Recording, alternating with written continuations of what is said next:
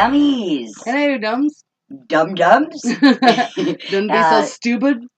Welcome to another spooktacular edition of Stupid Darling. Stupid darling. Halloween style.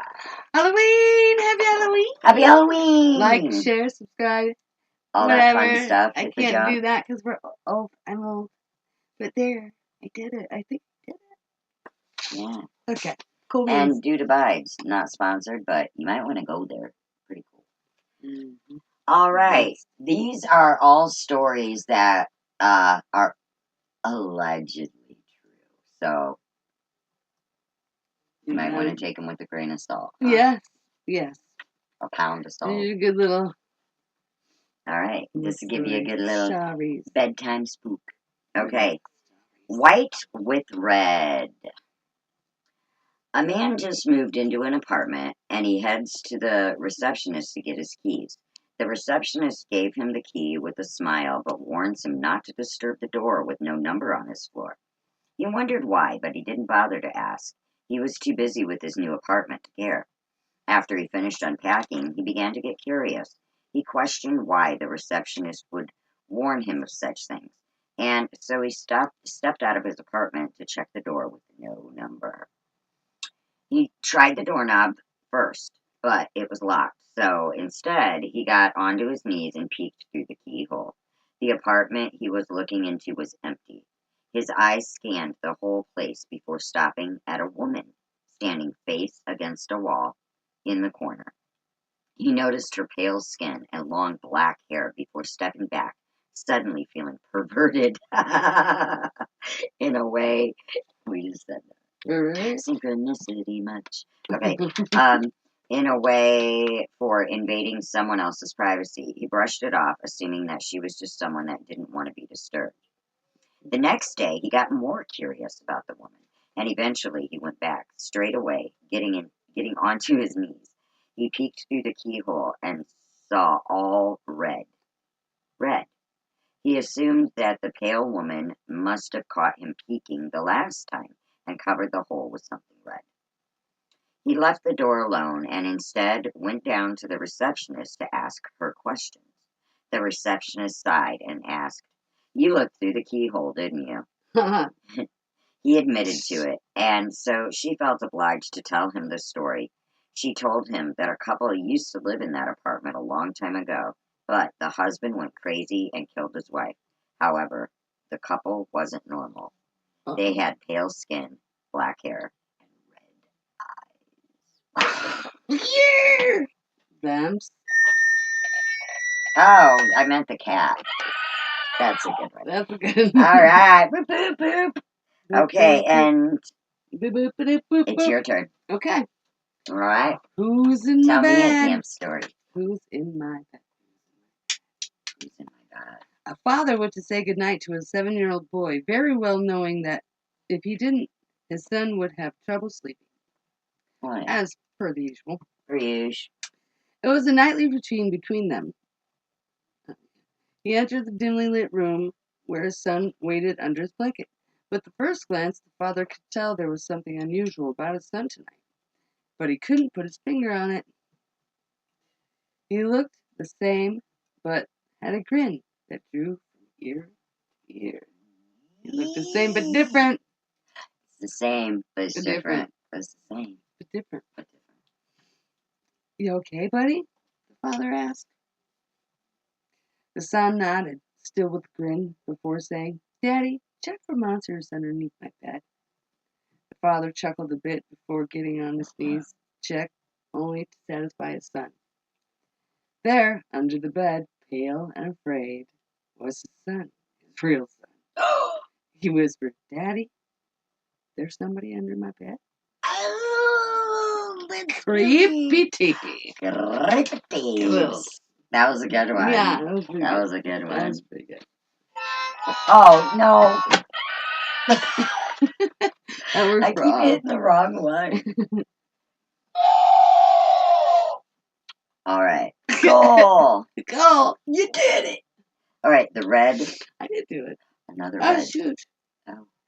A red. The red. You can't hear. You better put your ears back. You're getting ready to listen to a story. Do Do I have my ears? Yeah, I have my ears. Okay. Yeah. The red wristband. Oh. Ooh. See. We knew. It's like we knew. Okay, so a doctor was working at a hospital where patients were tagged with colored bands. Green for alive, red for deceased. Oh. Go stop. Simon says, Simon you're said you have dead. a Simon says, you're dead. 6 feet under. All right, so one night, the doctor, dead. Simon says, you're You're dead. dead.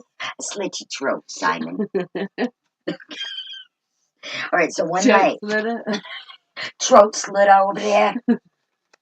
One night, the doctor was instructed to get a few supplies from the basement of the hospital, and so he headed to the lift. The lift doors opened, and there was a patient inside, minding their own business. Patients were allowed to roam the hospital to stretch, especially those who have stayed a long time. The rule was to be back in their rooms before 10. Right. The doctor smiled at the patient before pressing the number for the basement. He found it unusual that the woman didn't have a button already pressed. He wondered if she was heading to the basement too. Probably. Oh my Sucking blood? No. Ivan Jaw blood. Okay, the lift finally reached the floor where the doors opened. In the distance, a man was limping toward the elevator, and in a panic, the doctor slammed the elevator button to close. It finally did, and the lift began to ascend back up. Ascending? And descending. Descending. Ascending. It began to ascend back up. The doctor's heart was pounding. Oh, I bet. My heart's pounding.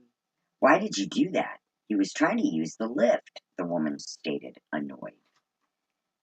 Did you see his wrist? The doctor asked. It was red.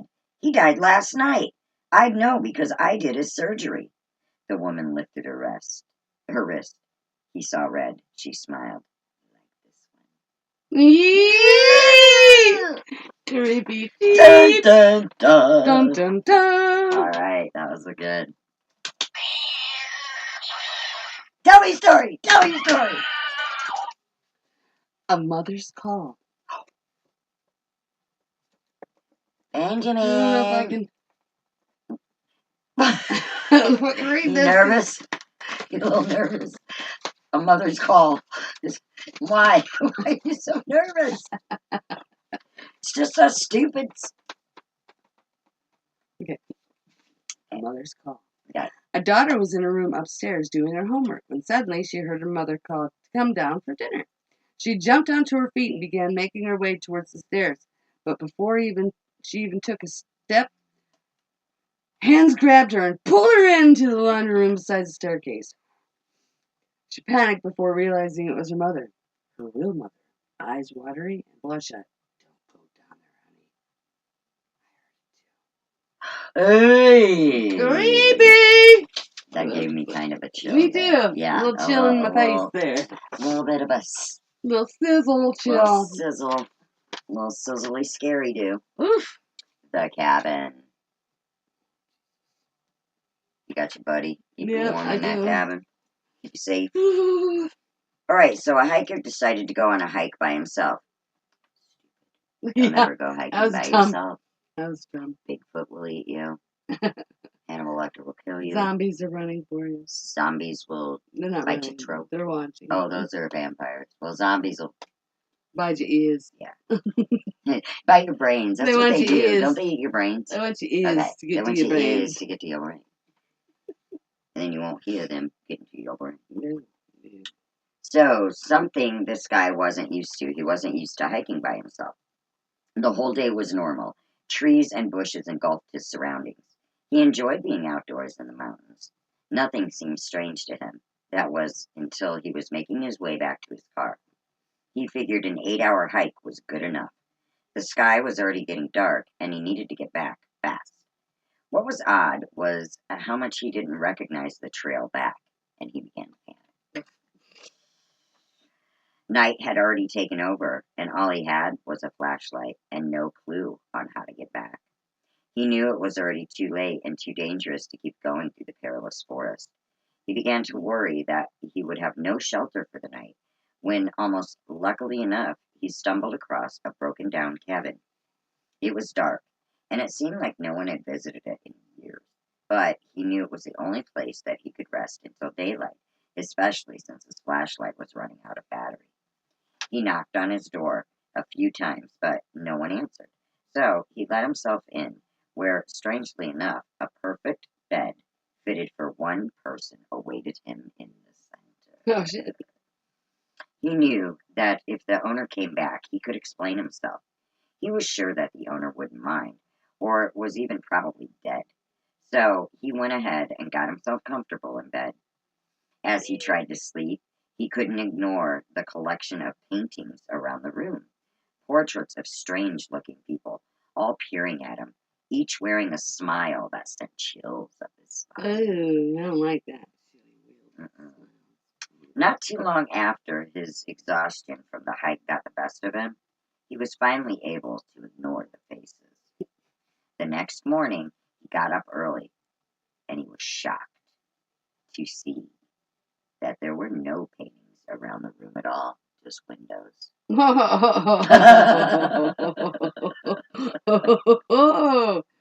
Where's that Please. scream? Alright. Ah!